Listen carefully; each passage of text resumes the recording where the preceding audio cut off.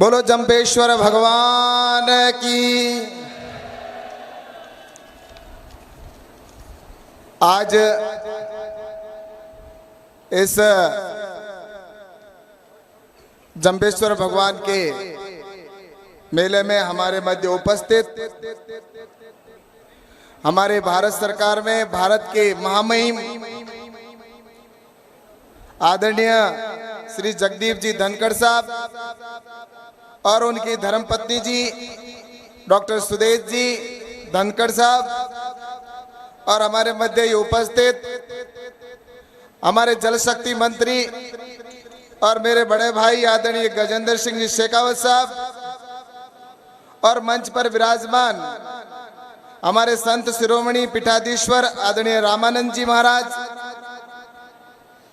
हमारे यहाँ के लोकप्रिय सांसद और भारत सरकार में मंत्री आदरणीय अर्जुन जी मेघवाल साहब, हमारे राज्यसभा के सांसद राजेंद्र जी गहलोत जी और हमारे यहाँ पर उपस्थित बिश्नोई समाज के संरक्षक आदरणीय कुलदीप जी बिश्नोई और राजस्थान सरकार में मंत्री सुखराम जी बिश्नोई साहब और इस बिश्नोई महासभा के राष्ट्रीय अध्यक्ष आदरणीय देवेंद्र जी बोडिया जी और पबाराम जी बिश्नोई, हमारे एमएलए साहब बिहारी लाल जी एमएलए साहब और हरियाणा के धूड़ाराम जी एमएलए साहब और एक्स एमएलए आदरणीय रेणुका जी, भाई के बिश्नोई जी और सभी मंच पर उपस्थित अतिथिगण एवं सामने विराजमान सभी उपस्थित भक्त भाविकों और सभी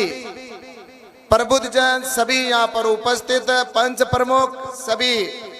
मेरी माताओं और बहनों और मेरे युवा साथियों और मीडिया के बंधुओं, आज का दिन अपने आप में एक ऐतिहासिक दिन है जहां पर हमारे महामहिम साहब आदरणीय उपराष्ट्रपति जी जगदीप जी धनखड़ साहब ने इस मंदिर के अंदर आकर और जो हमारे चौधरी भजनलाल जी की मूर्ति का भी अनावरण आज इस अवसर पर किया। इसके लिए मैं आपका बहुत बहुत धन्यवाद देता हूं और साथ ही आज उनका जन्म दिवस भी है, तो इसके लिए मैं आदरणीय महामहिम जी को जन्मदिन की ढेर सारी बहुत बहुत शुभकामना और बधाई देता हूं। और हम सभी इस मंदिर के अंदर आज आए हैं। जंबेश्वर भगवान के मंदिर के अंदर कोई भी अगर सच्ची श्रद्धा से आता है तो उसकी मनोकामना निश्चित रूप से पूर्ण होती है। और जैसा कि जंबेश्वर भगवान ने हम सबको 29 नियमों का पालन करने का कहा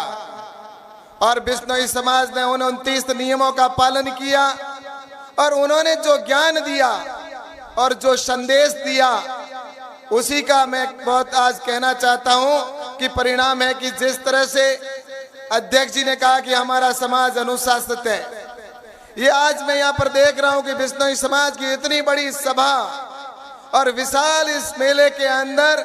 जो अनुशासन देख रहा हूं तो मैं निश्चित रूप से मानता हूं ये गुरु महाराज का ही संदेश है और उसी का इतनी बड़ी सभा के अंदर सब पालन किया जा रहा है। और गुरु महाराज ने हमें जो संदेश दिया, बिश्नोई समाज और जाट समाज का हमेशा साथ रहा है और जाट समाज से ही बिश्नोई समाज अलग होकर और आज 29 नियमों का पालन कर रहा है।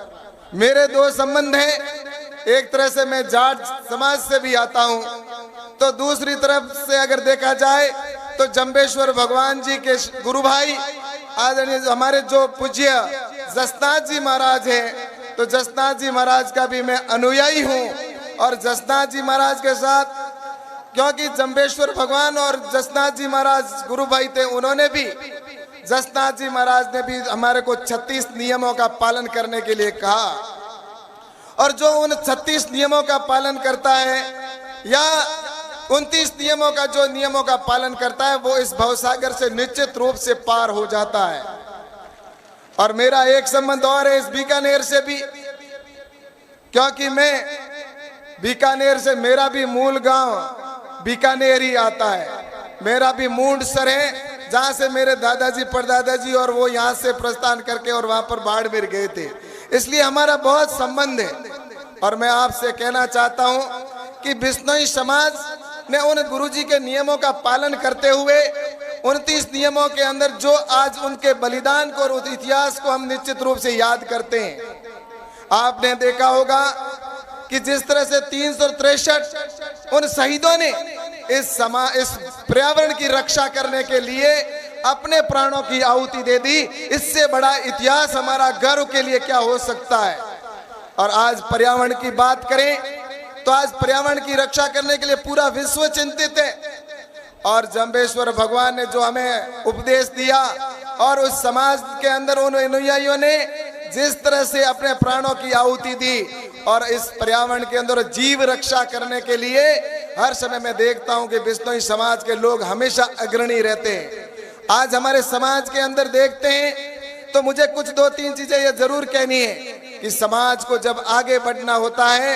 तो उसके लिए हमें जो उपदेशों की पालना के साथ हमें उसका पालन करते हुए हमें शिक्षा के ऊपर भी ध्यान देने की आवश्यकता है। हमारे प्रधानमंत्री जी ने भी कहा कि बेटी बचाओ बेटी पढ़ाओ, तो अपनी बेटियों को भी पढ़ाना है और उसके साथ ही अपने आने वाले समय में हमारे समाज को और ताकतवर बनाने के लिए हमें नशा मुक्ति की भी बात करनी चाहिए कि नशा हमारे शरीर का सत्यानाश करता जा रहा है। हमारी युवा शक्ति है वो नशे की लत के अंदर डूबती जा रही है। इसलिए मैं आपसे कहना चाहता हूं कि जहां अगर बात करते हैं, हम आज आजादी का अमृत महोत्सव मनाया, हमने आजादी के जब 100 साल मनाए और जब 100 साल वर्ष पूरे हो तो उस समय हमारा समाज जिस तरह से हमारे को इतनी गुरुजी ने बातें बताई है उसका अनुसरण करते हुए आज जिस तरह से पर्यावरण की बात अगर प्रधानमंत्री जी भी नरेंद्र मोदी जी भी बात करते हैं तो पर्यावरण को बचाने की बात आज चाहे यूएनओ के अंदर हो, हर पूरा विश्व चिंता कर रहा है। तो निश्चित रूप से इस बात की शुरुआत तो हमारे समाज ने सैकड़ों वर्ष पहले कर दी। तो ये इतिहास निश्चित रूप से मैं कह सकता हूँ कि आने वाले कल में हमारे समाज को हम मिलकर आने वाले समय में भारत को उस वापस हमें विश्व गुरु बनाना है। तो उसके अंदर क्योंकि भारत के आजादी के लिए इतने लोगों ने बलिदान दिया है, हमारे समाज का भी बहुत बड़ा योगदान रहा है। इसकी वजह से आने वाले समय के अंदर जब हम भारत के 100 वर्ष पूरे आजादी के मनाएं और भारत को विश्व गुरु बनाएं तो उसके अंदर हमारे समाज की बहुत बड़ी भूमिका हो, बहुत बड़ा योगदान हो और उसी दिशा के अंदर ये समाज काम कर रहा है। तो मैं समाज के सभी बंधुओं को बहुत बहुत शुभकामना देता हूं और सबको बहुत बहुत बधाई देता हूं। और आज मुझे यहाँ पर जो आमंत्रित किया तो मैं आप सबको धन्यवाद देता हूं। और दूसरी रही बात, जैसा कि ओबीसी के आरक्षण की बात की है तो मैं आपको ये निश्चित रूप से विश्वास के साथ में कहना चाहूंगा कि जहां भी मेरी आवश्यकता होगी तो मैं निश्चित रूप से ओबीसी के आरक्षण की पैरवी करने के लिए आपके साथ खड़ा रहूंगा। क्योंकि आरक्षण, मुझे पता है कि आरक्षण का आंदोलन जिस समय धनखड़ जी और कर रहे थे उस समय भी मैं भी उसके साथ छोटा सा एक कार्यकर्ता के रूप में मैंने भी आरक्षण के अंदर किया। आरक्षण का कितना महत्व है, कितनी आवश्यकता है। तो निश्चित रूप से आरक्षण से इस आरक्षण को उस समय की जिस तरह से निश्चित रूप से यहाँ पर धनखड़ जी हमारे जो महामहिम साहब बैठे उनका बहुत बड़ा उस समय रहा था। तो निश्चित रूप से हम सब मिलकर आने वाले समय के अंदर हमें देश को आगे बढ़ाना है तो हमें सामाजिक बात भी करनी पड़ेगी, हमें कृषि की भी बात करनी पड़ेगी, हमें किसानों को भी आत्मनिर्भर बनाना होगा। और किसान को आत्मनिर्भर बनाना है तो हमें कृषि के अंदर भी नई टेक्नोलॉजी को भी अपनाना होगा और कृषि के साथ देश को जोड़ते हुए और समाज को आगे बढ़ाने के लिए हम सब मिलेंगे, तभी हमारा देश आगे बढ़ेगा। तो ऐसी शुभकामना के साथ आने वाले कल में हमारा देश आगे बढ़े, हमारे समाज का महत्वपूर्ण योगदान हो और अपना समाज तरक्की करे, आगे बढ़े, हमारी बहनें भी आगे बढ़े। समाज को शुभकामना देते हुए मैं आज अपनी बात को समाप्त करता हूं। बहुत बहुत धन्यवाद। जय हिंद, जय भारत। बोलो जम्बेश्वर भगवान की।